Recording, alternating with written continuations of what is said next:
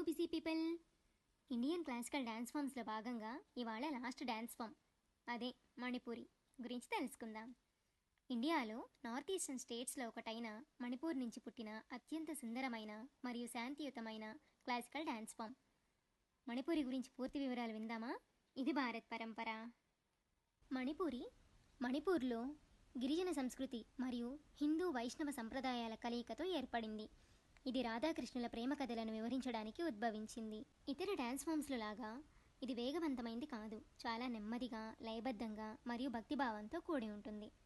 మణిపురిలో 4 ప్రధాన రాసలీలలు ఉంటాయి. వసంతకాలంలో చేసేది వసంతరాస అని, కార్తీక పౌర్ణమి నాడు చేసేది మహారాస అని, రాధాకృష్ణుల విరహాన్ని తెలిపేది కుంజరాస అని, ప్రతిరోజు చేసే నాట్యాన్ని నిత్యరాస అని అంటారు. ఇందులో స్త్రీలు కుమిలనే పీపా ఆకారంలో ఉండే బంగారు ఎంబ్రాయిడరీ వేసిన గట్టి లంగాలు, దీనిపై వెల్వెట్ జాకెట్, అలానే తలపై వేల్ ధరిస్తారు. పురుషులు కృష్ణుని పాత్ర పోషించేవారు ఎవరైతే ఉంటారో వాళ్ళు పసుపు రంగు ధోతి మరియు నెమలి పింఛమున్న కిరీటాన్ని ధరిస్తారు. మణిపూరి సంస్కృతిలో ఒక పవిత్ర ఆచారం సంకీర్తన. దీనిని యునెస్కో ఇంటాంజిబుల్ కల్చర్ హెరిటేజ్గా గుర్తించింది. ఇందులో భాగంగా భక్తులు పాటలు పాడుతూ నృత్యం చేస్తూ దైవాన్ని ఆరాధిస్తారు.